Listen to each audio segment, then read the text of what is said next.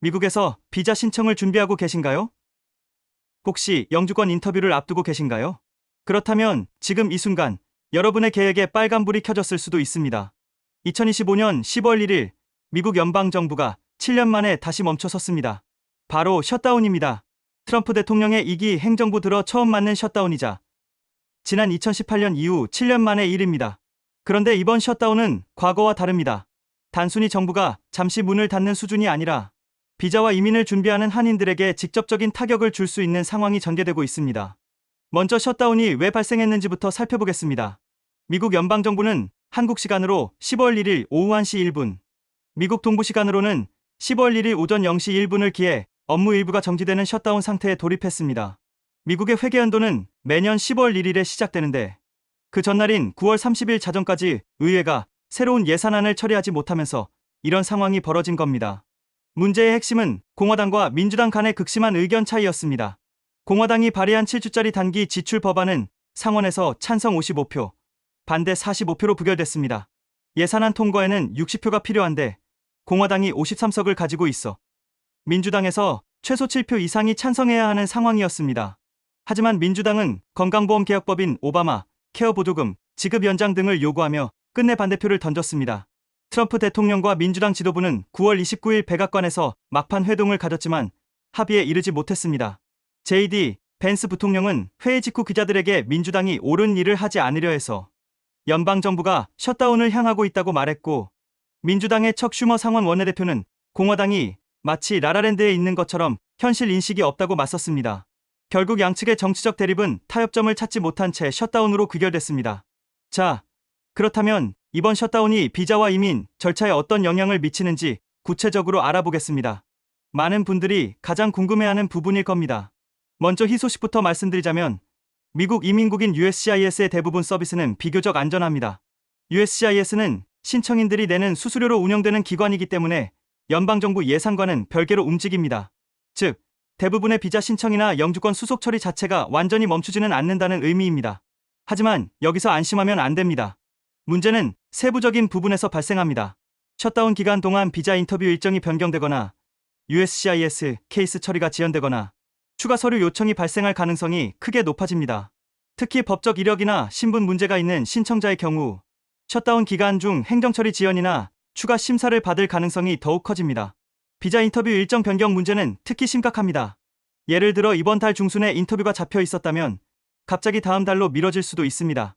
USCIS의 케이스 처리 지연도 문제입니다. 평소에도 처리가 느린데 셧다운으로 인해 더 느려질 수 있다는 겁니다. 추가 서류 요청도 골칫거리입니다. 원래 필요하지 않았던 서류까지 요구받을 수 있고 이를 준비하는데 또 시간이 걸립니다. 여권 발급도 큰 문제입니다. 여권 발급 기관 자체는 문을 열지만 일부 직원이 일시해고되면서 신청 처리 시간이 평소보다 훨씬 더 오래 걸릴 수 있습니다. 특히 연말연시에 한국 방문을 계획하고 계신 한인분들은 지금 당장 여권 상태를 확인하고 갱신이 필요하다면 서둘러야 합니다. 이민법원 진행 케이스도 영향을 받을 가능성이 있습니다. 법원 일정이 연기되거나 판결이 지연될 수 있습니다. EB5 지역센터 프로그램 같은 일부 임시 프로그램도 영향권에 들어갑니다. 그런데 여기서 가장 중요한 포인트가 있습니다. 바로 미국 변호사와의 전략적 대응입니다. 이번 셧다운 상황에서 미국 이민법 변호사와 미리 상담하고 대응 전략을 세우는 것과 그렇지 않은 것은 하늘과 땅 차이입니다. 비자 신청 타이밍, 리스크 관리, 케이스별 대응 방법 등을 전문가와 논의해야 불이익을 최소화할 수 있습니다. 비자와 이민 절차 다음으로 중요한 게 바로 공항과 항공편 상황입니다. 미국을 방문하거나 미국에서 다른 도시로 이동하는 모든 분들에게 직접적인 영향을 미치는 부분입니다. 항공기 운항 자체는 계속됩니다. 하지만 문제는 그 과정에서 발생합니다. 항공교통 관제사 약 1만 3천 명과 공항, 보안 검색을 담당하는 TSA 직원들이 필수 인력으로 분류돼 셧다운 기간에도 근무를 지속합니다. 여기까지는 괜찮아 보이죠? 하지만 핵심은 다음입니다. 이들에 대한 급여가 지급되지 않습니다. 무급 근무를 해야 하는 겁니다. 무급 근무 기간이 길어지면 인력 부족 문제가 심각해집니다. 2018년부터 2019년까지 35일간 지속됐던 트럼프 1기 셧다운 당시를 돌이켜보면 급여를 받지 못한 TSA 직원들의 병가 신청이 급격히 늘었습니다. 그 결과 공항 보안 검색이 지연되고 보안 검색 대기 시간이 크게 증가했습니다. 심지어 총기 소지자가 국제선 여객기에 버젓이 탑승하는 사고까지 발생했습니다. 2019년 셧다운 당시 뉴욕 라과디아 공항에서는 관제사들의 병가로 운항이 중단되는 사태까지 벌어졌습니다. 마이애미 국제공항은 직원들의 부재로 터미널 하나를 잠정 폐쇄하기도 했습니다. 이번에도 같은 유형의 혼란이 우려되는 상황입니다. 따라서 미국 내 항공편을 이용하거나 미국을 방문할 예정이라면 평소보다 최소 30분에서 1시간 정도 여유를 두고 공항에 도착하는 것이 좋습니다. 특히 국제선을 이용한다면 출발 최소 3시간 전에 공항에 도착할 것을 권장합니다. 항공편 지연이나 결항 가능성도 염두에 두어야 합니다. 여기서 한 가지 짚고 넘어가야 할 중요한 사실이 있습니다. 이번 셧다운은 과거의 셧다운과 근본적으로 다를 수 있다는 점입니다. 미국에서는 1980년 이후 이번까지 총 15차례의 셧다운이 발생했습니다. 대부분은 며칠 만에 해결됐지만 2주 이상 이어진 경우도 3차례 있었습니다. 가장 최근이자 최장 기록은 2018년 12월부터 2019년 1월까지 35일간 지속된 트럼프 1기 때의 셧다운입니다. 그런데 과거 셧다운들은 정치적 공방에 머물렀을 뿐 경제에 큰 영향을 미치지는 않았습니다. 통상 셧다운이 일주일 이어지면 GDP 성장률이 0.1에서 0.2%포인트 줄어드는 것으로 추산되는데 이는 정부 운영이 재개되면 빠르게 회복할 수 있는 수준이었습니다. 하지만 이번은 다릅니다. 트럼프 행정부가 셧다운을 기회로 삼아 연방 공무원을 영구적으로 대량 해고하려는 움직임을 보이고 있기 때문입니다. 백악관 예산관리국은 셧다운 시 정책 우선순위에 맞지 않는 부서를 중심으로 직원 감축에 나서겠다는 입장을 밝혔습니다. 워싱턴 포스트 보도에 따르면 트럼프 행정부의 대응 계획에서는 노동부가 대부분 활동을 중단하고 직원 수천 명을 해고할 예정입니다. 국립공원 폐쇄와 공원 직원 해고, 국세청의 전화 상담 서비스 중단 가능성도 제기됩니다. 트럼프 대통령은 셧다운 직전 백악관에서 기자들에게 이렇게 말했습니다. 셧다운이 되면 해고를 해야 한다. 많은 사람들의 해고가 있을 것이라고요. 단순한 일시 휴직이 아니라 영구 해고를 시사한 겁니다. 이는 일론 머스크가 이끄는 정부 요율부 DOG가 완수하지 못한 연방 공무원 대량 해고 계획을 이번 셧다운을 통해 다시 추진하려는 것으로 분석됩니다. 국방부와 국토안보부는 이미 다른 법안으로 자금을 확보했기 때문에 이들을 제외한 대부분 기관을 사실상 마비시킬 방침입니다. 이렇게 되면 이민자 추방 정책 등을 제외한 대다수 공공서비스가 축소되면서 정부 정책 방향이 극적인 전환을 이루게 됩니다. 전문가들은 이번 셧다운이 과거와 다른 형태로 전개될 수 있다고 우려하고 있습니다. 그렇다면 실제로 얼마나 많은 사람들이 영향을 받을까요? 숫자로 보면 그 심각성이 더 와닿습니다. 먼저 필수 인력을 제외한 연방정부 공무원 75만 명이 강제 무급휴가에 들어갔습니다. 75만 명입니다. 이들은 셧다운이 끝날 때까지 급여를 받지 못합니다. 셧다운 기간에도 근무해야 하는 필수 인력들도 급여를 받지 못하기는 마찬가지입니다. 경제적 손실도 막대합니다. 미국 의회 예산국 CBO는 하루에 약 4억 달러, 우리 돈으로 약 5,600억 원 규모의 경제 손실이 발생할 것으로 예상했습니다. 일주일이면 2조 8천억 원, 한 달이면 10조 원이 넘는 손실입니다.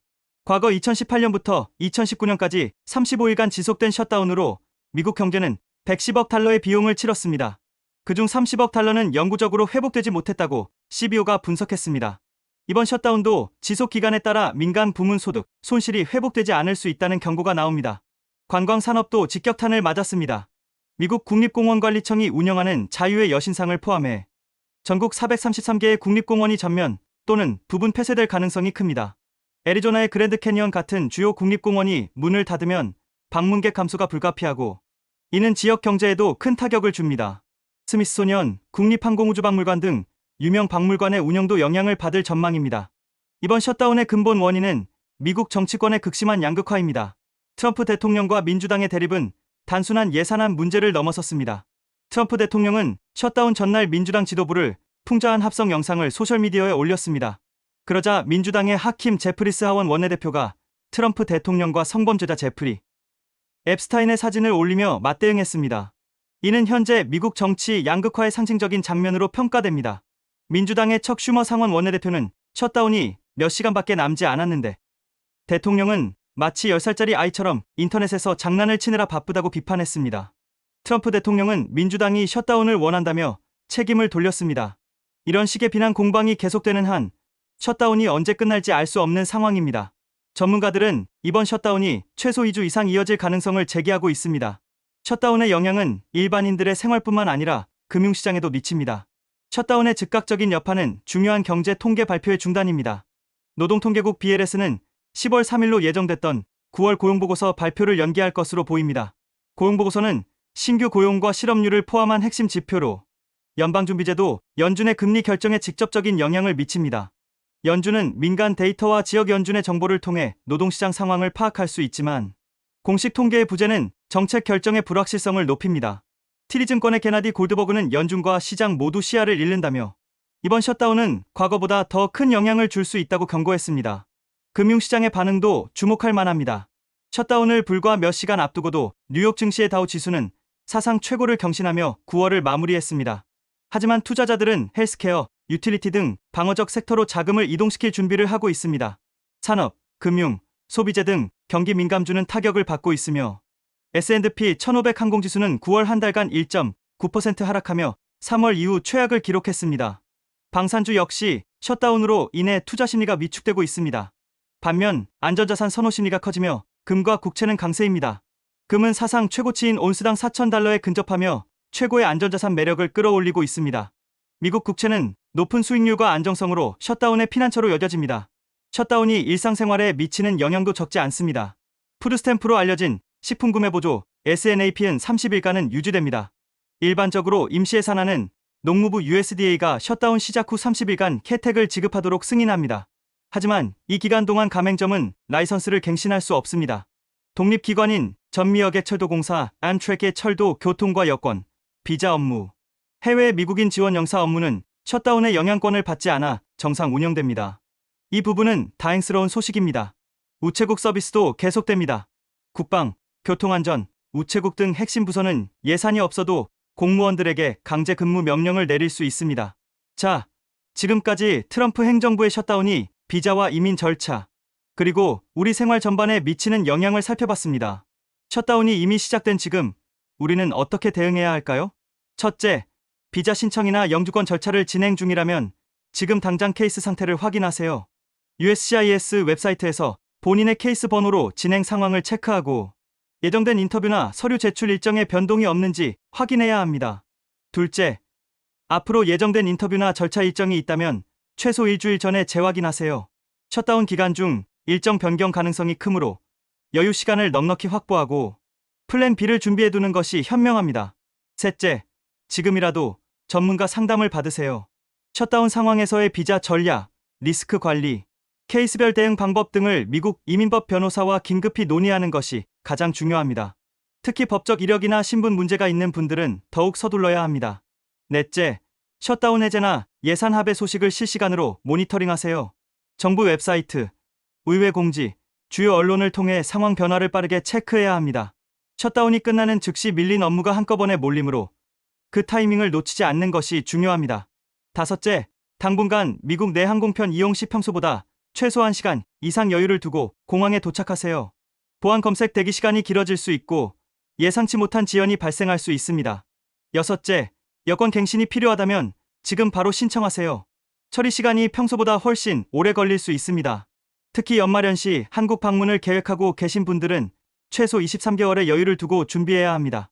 이번 셧다운은 단순히 정부가 잠시 문을 닫는 것이 아니라 미국 사회 전반에 걸친 구조적 변화의 신호탄일 수 있습니다. 특히 비자와 이민을 준비하거나 진행 중인 한인들에게는 지금 이 순간에도 직접적인 영향을 미치고 있는 중대한 사안입니다.